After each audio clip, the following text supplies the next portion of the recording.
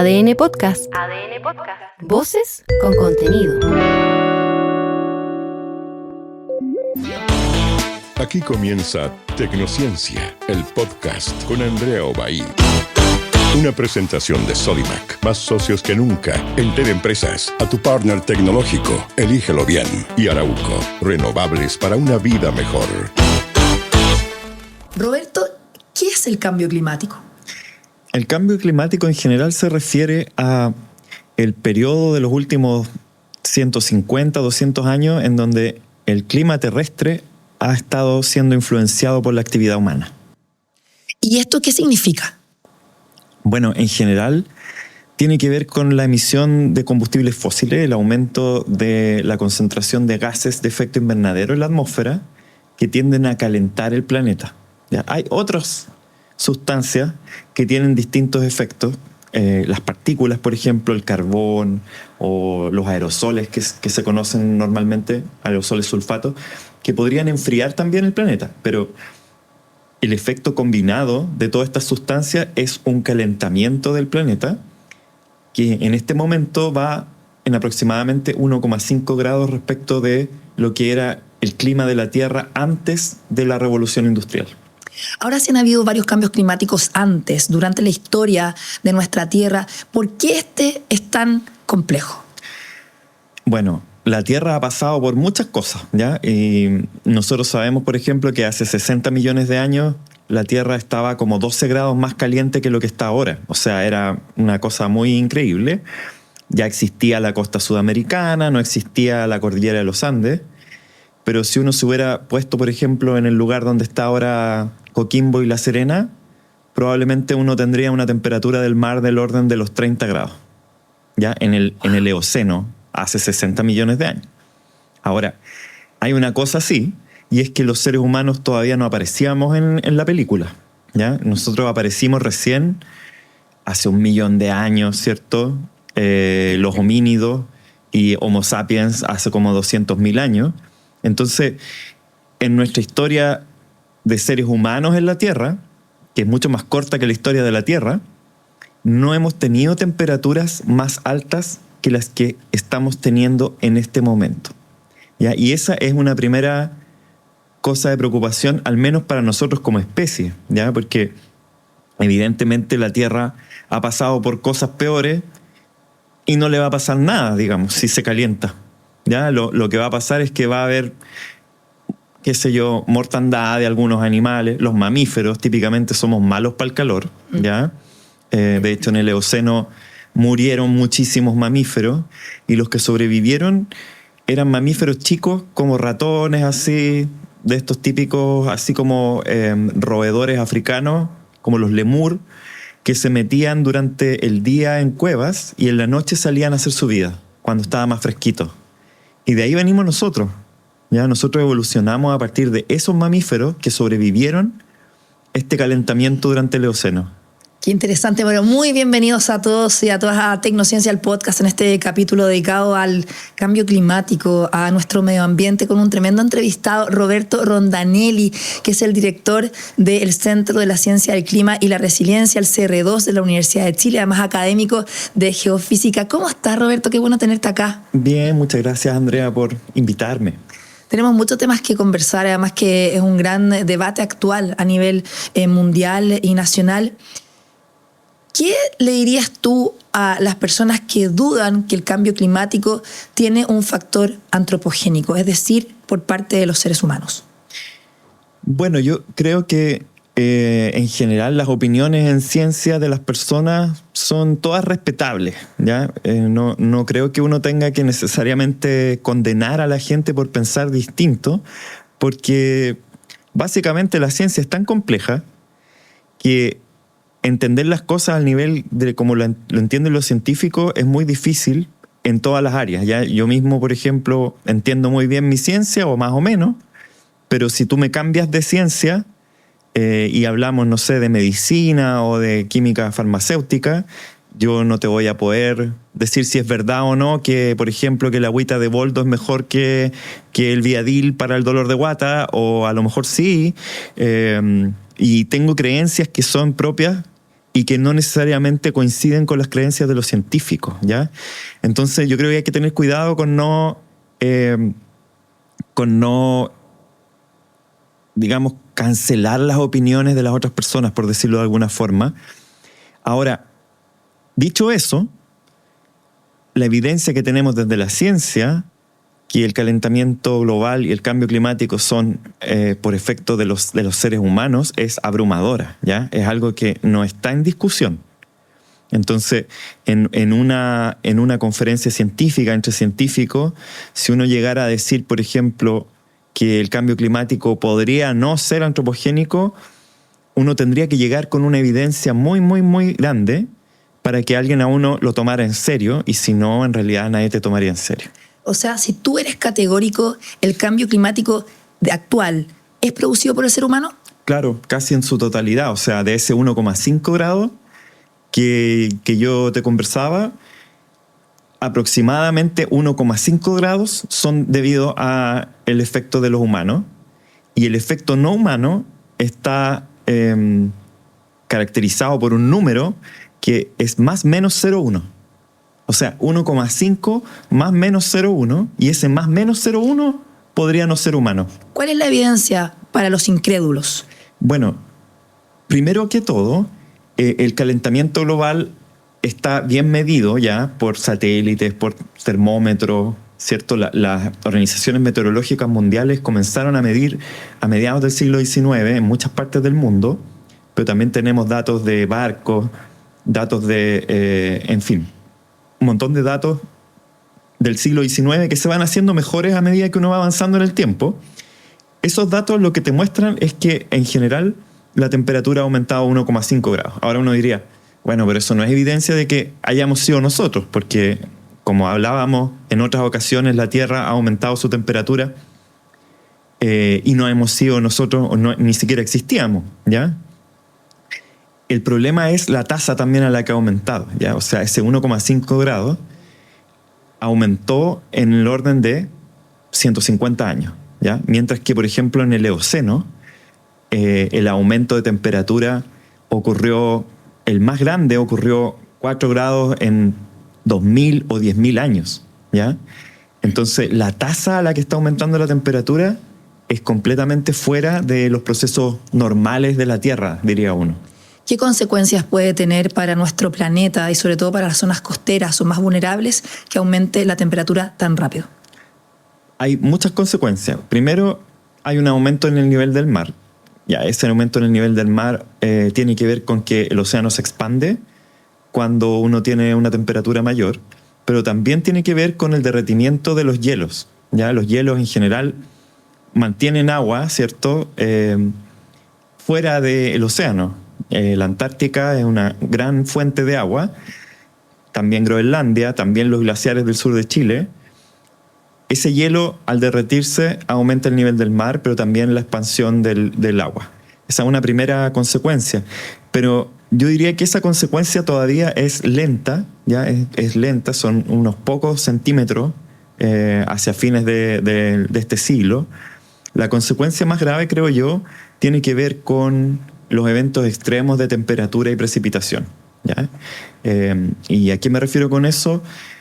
Un poco lo que hemos estado viendo, ¿cierto?, de manera un poco más frecuente que antes, con las lluvias, por ejemplo, en Valencia, las lluvias en Grecia, las lluvias en Argentina, que son lluvias que aparentemente vienen de la nada, ¿cierto?, y que de repente dejan cientos de milímetros en un día, ¿ya? O incluso miles, como en el caso de Grecia.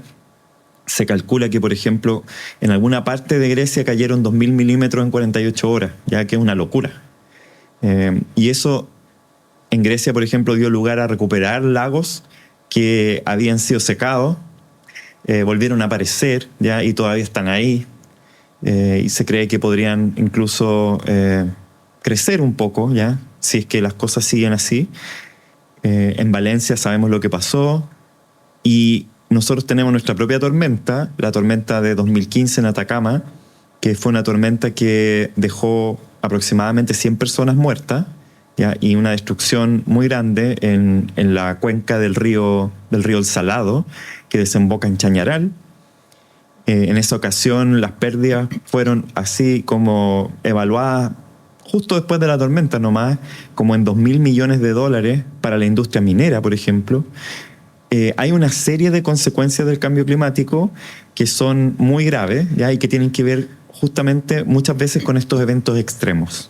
La ola de la calor que se está viviendo en Europa, ¿es producto del cambio climático? Casi con seguridad sí, ¿ya? Igual requiere uno darle una vuelta, ¿cierto? Y hacer los estudios. Ahora, la gente los científicos en Europa están muy rápidos con esto. Entonces, pasado un poquito rato después de la ola de calor, ya empiezan a salir los papers, ¿ya? Porque tienen toda la maquinaria armada para hacer los análisis y probablemente en un par de semanas más vamos a saber con qué el tamaño, digamos, que tiene esta ola de calor o la atribución, así se llama este proceso de saber si es que acaso la ola de calor tiene o no que ver con el cambio climático. Pero yo diría que es imposible que no. ¿Ya? Y la razón es bien sencilla. Estas temperaturas nunca antes se habían visto en Europa. ¿Ya? O sea, no es una ola de calor que uno diría, chuta, está en el percentil 90 de las temperaturas más altas. No, esto está en el percentil 100. Es decir, no hay ningún registro anterior de temperaturas en Francia que hayan superado los 44, 45 grados que se vieron esta semana. El problema es que estos fenómenos meteorológicos que están intensificándose provocan muertes. ¿Tendremos que adaptarnos a esta nueva realidad? De todas maneras, la adaptación es súper importante primero porque nosotros creemos que a pesar de que hay buenas noticias, en el sentido de que muchos países están llegando ya a sus máximas emisiones de gases de efecto invernadero, y no pareciera que el planeta va a un aumento de la concentración de gases de efecto invernadero tan malo como se pensaba, por ejemplo, a principios de los 90. Los escenarios ahora están un poco más optimistas, pero aún así nos queda un buen trecho, ¿ya? Y nos queda un buen trecho en que la gente va a seguir emitiendo gases de efecto invernadero, los países van a seguir haciéndolo, y por lo tanto ese aumento de 1,5 podrían ser 2 grados, o podrían ser, ojalá que no, 3 grados. ¿Ya? Y cada vez que aumentamos 1 grado, es bueno decir que para que nosotros tengamos una referencia, el impacto, por ejemplo, directo en la precipitación en Chile Central es de un 10% menos, cada grado de aumento de la temperatura. Entonces, ahora estamos en 1,5, quiere decir que nosotros ya nos comprometimos con tener 15% menos de lluvia en Chile Central de lo que teníamos antes. ¿Ya? Y si sigue aumentando la temperatura, va más o menos proporcionalmente disminuyendo la precipitación. Entonces, eso nos indica que necesitamos adaptarnos, ¿ya? Y las adaptaciones, la verdad, están bastante atrasadas. O sea, a nivel de las personas, la percepción, por ejemplo, de que el agua es infinita está muy generalizada. ¿Ya? ¿Nos vamos a quedar sin agua probablemente? O sea, tenemos menos agua, ya tenemos menos agua, ¿ya? Aguas Andinas presentó, por ejemplo, un plan para sacar más agua desde las aguas subterráneas, ¿cierto? Las aguas subterráneas están siendo sobreutilizadas en muchas partes de la zona central de Chile. ¿Por qué? Porque tenemos menos agua y tenemos más actividades. Entonces, no es que la agricultura se haya frenado por la falta de agua, sino que la agricultura sigue creciendo. ¿Ya? El uso de agua domiciliario, industrial, sigue creciendo, y lo que estamos haciendo es echarle mano al agua centenaria, milenaria, que se ha acumulado en las napas subterráneas, que es como, entre comillas, nuestra línea de crédito de agua, que debiéramos ocupar solamente en caso de una sequía muy intensa.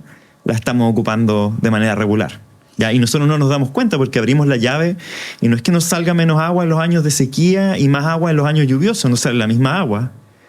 Y entonces la conciencia respecto de esa falta de agua es bien baja, diría yo. Es que finalmente, si tú piensas, no hay agua, hay sequía, no hay alimentos. Si no comemos, hay desnutrición. Finalmente esto afecta a los derechos humanos, afecta también a todas las personas ¿Qué hacemos? Bueno, como todo, ¿cierto? Esto es casi una tautología. Cada vez que hay un problema, el problema se amplifica con la pobreza y la desigualdad. Este país es un país bastante desigual, si bien hemos crecido mucho, pero la gente más vulnerable siempre le pega peor. Todo esto le pega peor, porque la gente que tiene más recursos se adapta, compra aire acondicionado, puede comprar agua en botellas, en fin.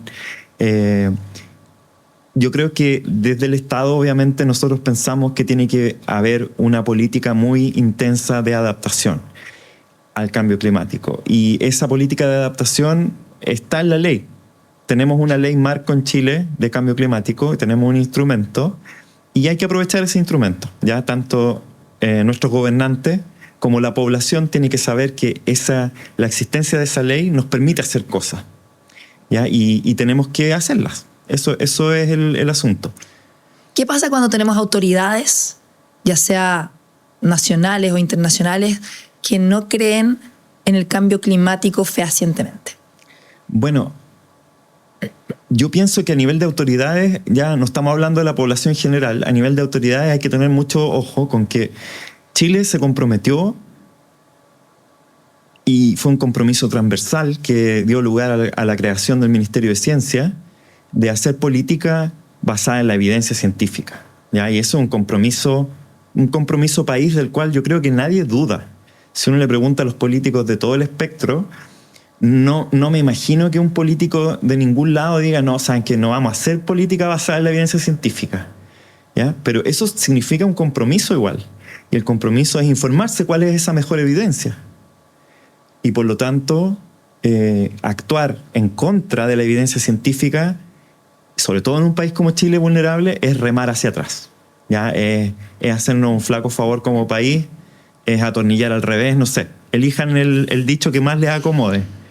Pero eso no nos va a llevar a ningún lado. Y no es un tema ni de ecología, ni de los hippies, es un tema de desarrollo, ¿ya? Si uno lo plantea, es un tema de desarrollo porque nuestra economía es muy vulnerable al cambio climático porque nuestro sector industrial está expuesto. Ya nosotros tenemos minería, agricultura, son todas cosas que están ahí en el aire libre y que dependen de que el cambio climático no sea una variable incontrolable, que estemos adaptados. ¿Cuál podría ser el escenario en Latinoamérica en los próximos 10 o 20 años, o quizás de acá al 2050, si no hacemos algo por el cambio climático?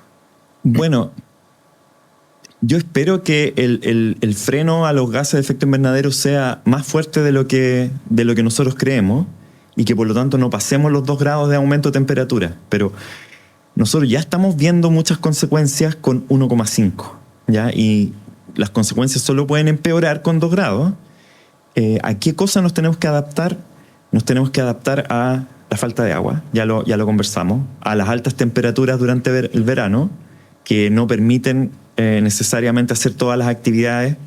En Chile no es tan terrible, y aquí hay que agradecerle a la corriente de Humboldt, ya, y al hecho de que nosotros estamos en la zona occidental del continente, porque nosotros generalmente tenemos aguas frías, y por lo tanto esas aguas frías van a seguir estando ahí.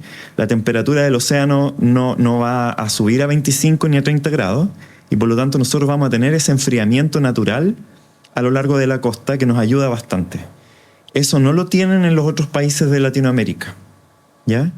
Y en muchos países de Latinoamérica están aumentando las olas de calor, las noches cálidas que le llaman, o tropicales, en donde no se puede dormir, sí, no se puede vivir sin aire acondicionado. Y no todo el mundo tiene acceso al aire acondicionado. No todo el mundo tiene acceso, y hay gente que necesariamente por su trabajo, por sus labores, tiene que estar al aire libre, sí, ¿ya? La gente que trabaja en agricultura, por ejemplo, no vamos a convertir todo el planeta en invernadero para poder cultivar nuestros alimentos.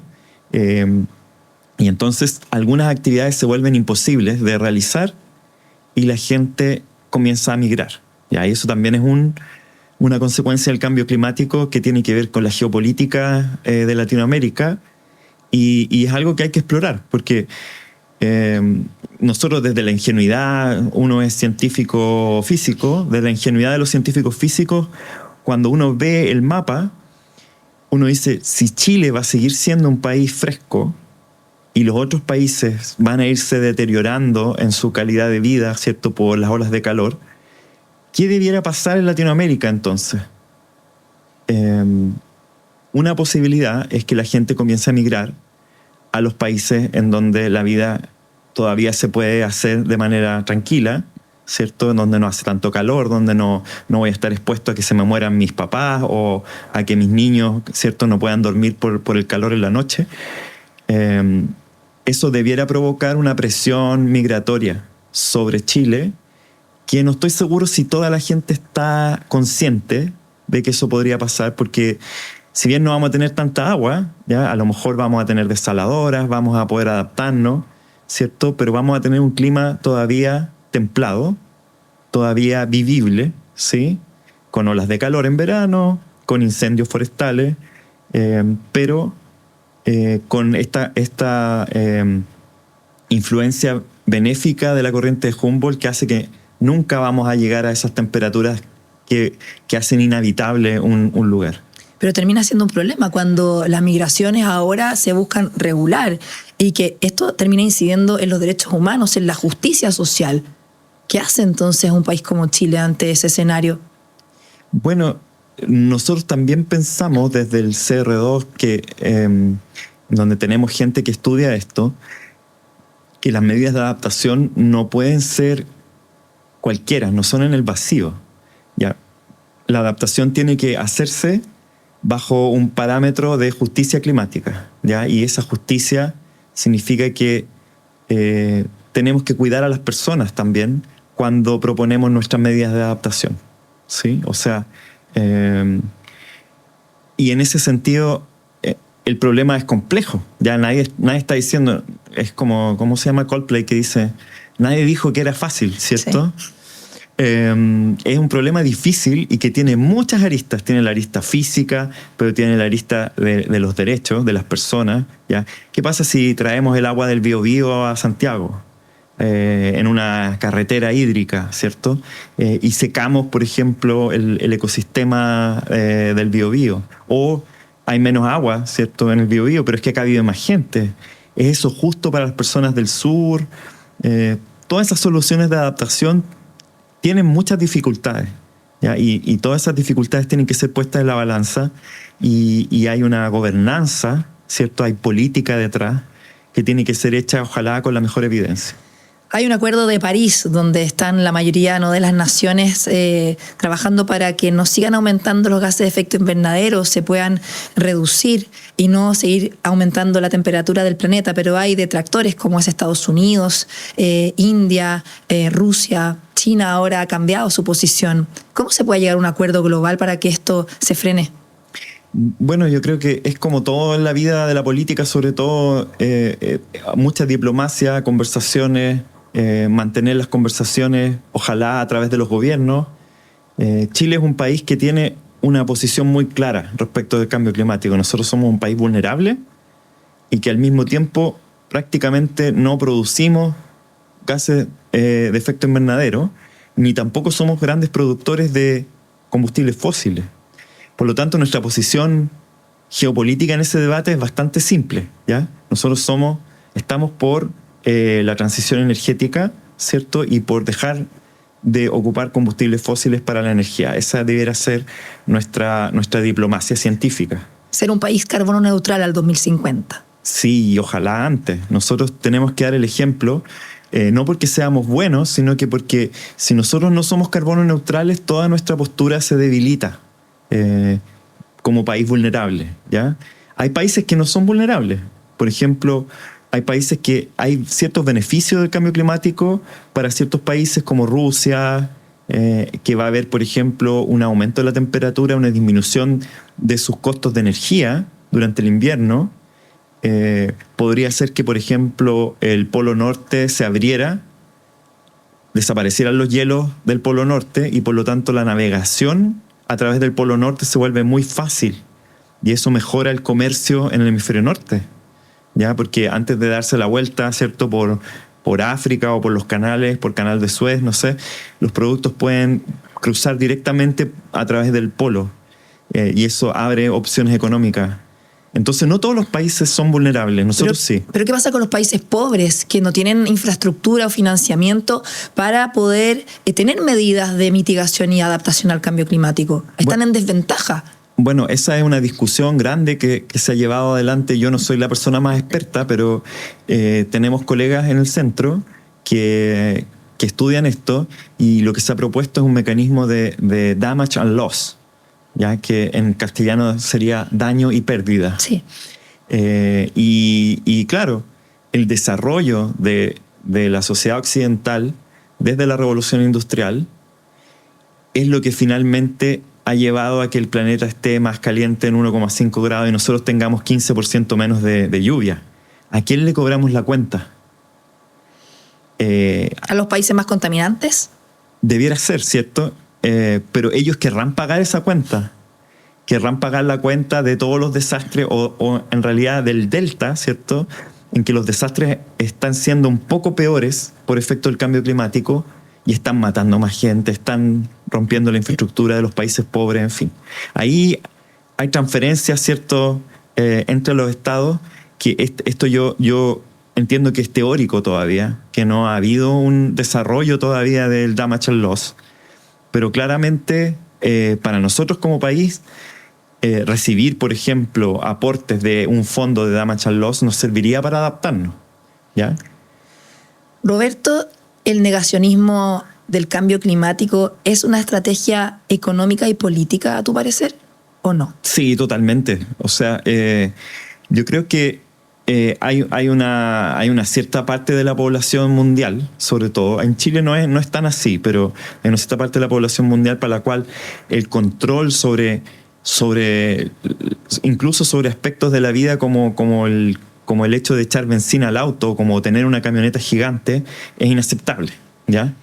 Va en contra de todo lo que creen, por ejemplo, ciertas personas en Estados Unidos respecto de la libertad incluso, ¿ya? Entonces yo entiendo que para mucha gente este es un tema muy sensible que tiene implicancias políticas fuertes sobre los constituyentes en Estados Unidos. Ya ni siquiera los demócratas son capaces de hacer un discurso, ¿cierto?, que sea directo respecto de los combustibles fósiles, porque si no, no ganan ninguna elección.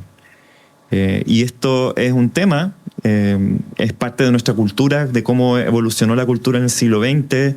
El automóvil sigue siendo un bien muy preciado, ¿cierto? Y estamos recién en esta transición a la electromovilidad, que debiera ocurrir tarde o temprano, pero que todavía no ocurre. Pero quizás para muchas empresas no les conviene creer en el cambio climático porque no pueden realizar sus proyectos, sus inversiones. ¿Hay algún conflicto de interés ahí? De todas maneras, los conflictos de interés estamos llenos de conflictos de interés. Entonces, lo que debe prevalecer ahí es la visión de Estado, ¿ya? A través de nuestros acuerdos, ¿cierto? Cuando nosotros acordamos en el Congreso que vamos a tener una ley marco de cambio climático, entonces ya podemos neutralizar esos conflictos de interés y exigirle a las empresas que cumplan con las medidas de adaptación y mitigación que están en la ley. Entonces yo creo que nosotros lo hemos hecho bien como país. Estamos todavía en una etapa en donde estamos recién viendo cuáles son esas medidas de adaptación y cómo están funcionando, si van a tener indicadores, ya, porque una municipalidad, por ejemplo, de acuerdo a su plan de adaptación, debiera poner, no sé, bebederos de agua. Una cuestión tan simple como tener un lugar donde tomar agua cuando estáis cruzando la calle a 35 grados a las 3 de la tarde porque teníais que ir a hacer un trámite, ¿ya? Y no tener que entrar a un mall o tener que pedirle un vasito de agua a alguien. Tener un bebedero en la calle de agua fresca y fría. ¿Cómo se mide eso? ¿Cómo se mide el avance? Podemos con nosotros como ciudadanos exigirle a nuestro alcalde, por ejemplo, que esas medidas de adaptación tengan indicadores verificables, que nosotros podamos ver en una página web y que nosotros digamos, mira, el año pasado teníamos un bebedero, ahora tenemos 100. Ahora tenemos más ciclovías, ahora tenemos estacionamientos para bicicletas sombreados, tenemos veredas sombreadas. estamos adaptándonos a estas olas de calor. ¿Se puede igual debilitar la institucionalidad ambiental a pesar de que hay una ley marco de cambio climático en nuestro país? Sí, yo creo que siempre es necesario entender que hay intereses y que esos intereses son poderosos y grandes y que muchas veces van a hacer, ¿cierto? Y van a llevar adelante lo que sea posible dentro de la institucionalidad o incluso más allá de la institucionalidad. ¿Ya? Y si es necesario cambiar la institucionalidad, hay presiones también para hacerlo. ¿Ya? Pero, de nuevo, es mala idea en Chile. ¿Ya? O sea, necesitamos más institucionalidad, no menos. Y eso no significa que no nos podamos desarrollar. Significa que nuestro desarrollo tiene que tener ese apellido y que tiene que ser resiliente al cambio climático. Hablemos de la ciudadanía. ¿Qué podemos hacer nosotros las personas? Porque siempre se mira la responsabilidad hacia arriba. Son las empresas las que más contaminan, las que más consumen agua. Es el gobierno la que tiene que tomar las medidas. ¿Podemos hacer algo? Sí, yo creo que nosotros podemos hacer muchas cosas, ¿ya? Desde las medidas individuales que contagian al menos a la gente que está cerca de nosotros, ¿ya? Yo tengo colegas que van en bicicleta a la U, por ejemplo, y andan en bicicleta a 20 kilómetros. Yo me saco el sombrero, yo no lo hago, pero al menos me queda la idea de que ellos lo hacen. O sea, ellos realmente ponen su cuerpo donde están sus palabras, ¿ya? Son gente que es consciente. ¿Pero sirve de algo las acciones que hacemos como ciudadanos para mitigar el cambio climático o no es tanto, Andrea, totalmente, lo que podemos porque hacer? somos nosotros mismos los que creamos el problema. Sí, no son los extraterrestres los que vinieron a quemar combustibles fósiles, ¿ya? Somos nosotros cuando vamos en avión a Europa, ¿ya? Que los científicos somos buenos para eso. Incluso hasta conferencia de cambio climático vamos en avión, ¿ya? Pero eso es, o sea, es ese tipo de cosas que por un lado es la mitigación. La mitigación en cambio climático se refiere a reducir nuestra huella de carbono, ¿ya? Tratar de no comprar cosas que vienen de China, por ejemplo, aquí no sé, voy a pasar un anuncio medio fome, pero carne de Estados Unidos que uno encuentra en el supermercado. O sea, loco, si acá en Sudamérica tenemos N carne que no tiene que viajar 10.000 kilómetros desde Estados Unidos para llegar acá. Consumo responsable. Consumo responsable, pero también hay un tema, y este yo creo que es el más efectivo. Si es que uno tuviera poco tiempo, esto es lo más efectivo. Lo más efectivo es ser un grillo en la oreja de nuestras autoridades, ¿ya? Entonces, alcalde, alcaldesa de tu comuna, todos tuvieron que hacer un plan de acción de cambio climático en todas las comunas de Chile. Entonces uno va a la página web de la municipalidad y busca el plan de acción de cambio climático. ¿Dónde está el plan? ¿Qué medidas tiene? ¿Cuáles son los indicadores? Y si no está el plan, no están las medidas, no están los indicadores, hinchar a la autoridad para que aparezcan esas medidas y esos indicadores. A veces la gente se siente como desalentada y dice, ya, pero mi aporte es mínimo en comparación con todo lo que hacen las grandes empresas, los grandes sectores productivos. ¿Es verdad?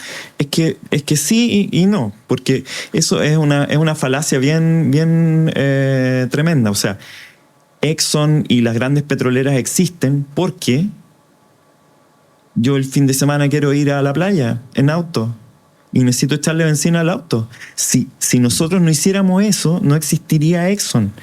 Es por nuestra demanda como personas. Es nuestra demanda y una vez hay que desmoralizar un poco también el problema. O sea, nosotros no es que seamos pecadores porque ocupamos benzina, es porque esa es la manera de moverse en este mundo. Tenemos que cambiar nuestra conciencia. Y tenemos que cambiarlo, claro. Sí, el cambio climático es exclusivamente debido al uso de los combustibles fósiles.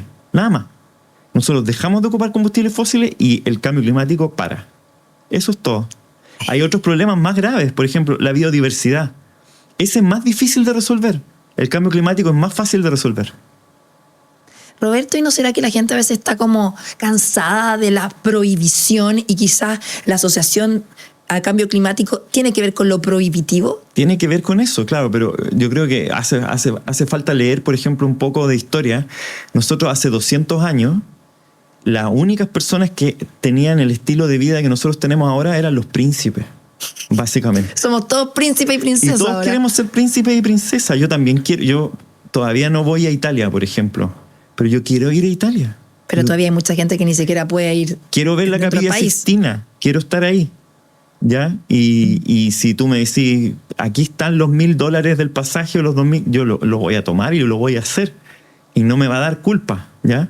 Entonces estamos hablando que acá también los responsables son las personas más adineradas que las más vulnerables y con menos recursos en lo que tiene que ver con el cambio climático. La huella de carbono de las personas más ricas es mucho mayor que la huella de carbono de las personas pobres.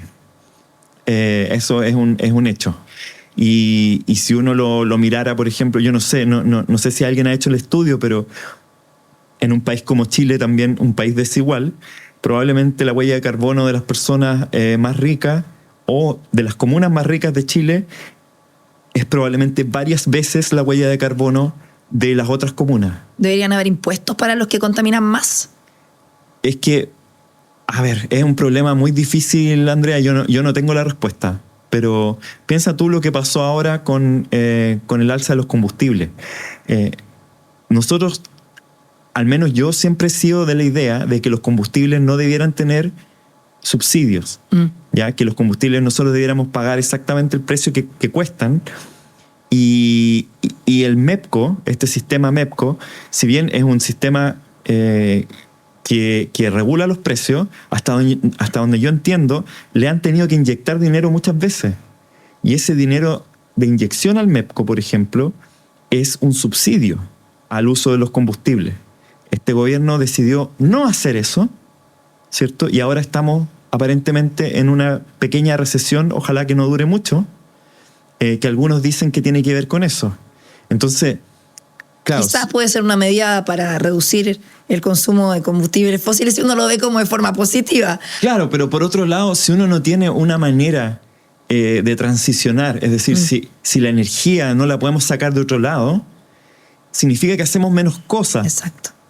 ¿Ya? Significa que no podemos hacer tantas cosas como hacíamos antes. ¿Ya? Y eso obviamente tiene un efecto sobre el desarrollo.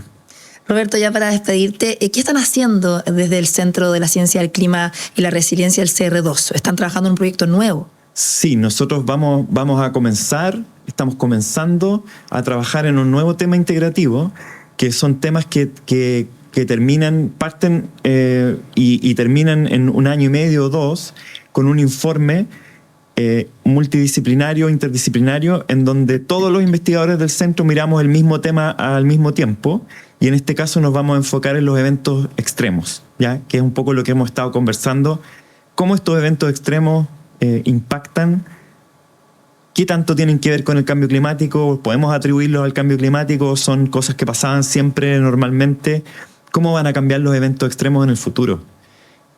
Son muchas preguntas que tenemos ahí y vamos a estar por los próximos 2 años, ojalá, solamente mirando eso en conjunto, ¿cierto? Pero hay otras iniciativas de investigación que cada uno y cada grupo dentro del centro tiene, pero este es el trabajo interdisciplinario que nos convoca esta vez. Qué interesante esta conversación, da para mucho más. Yo te quiero agradecer por estar acá en Tecnociencia, el podcast, Roberto Rondanelli. Además, todo el financiamiento que se necesita para darle continuidad a estos centros que estudian el cambio climático, cómo nos está impactando, qué va a pasar si no nos adaptamos. Así que muchas gracias por estar acá. No, gracias a ti, Andrea, por la invitación. Y a todos ustedes, gracias por vernos, por escucharnos. Recuerden que estamos con Tecnociencia, el podcast, cada semana con una conversación nueva en YouTube, en Spotify, en todas las plataformas digitales de ADN y también en las mías. Nos vemos en la próxima semana. Que estén muy bien. Chao, chao. Esto fue Tecnociencia, el podcast con Andrea Obaid. Tecnociencia fue una presentación de Sodimac. Más socios que nunca en Empresas, a tu partner tecnológico. Elígelo bien. Y Arauco, renovables para una vida mejor.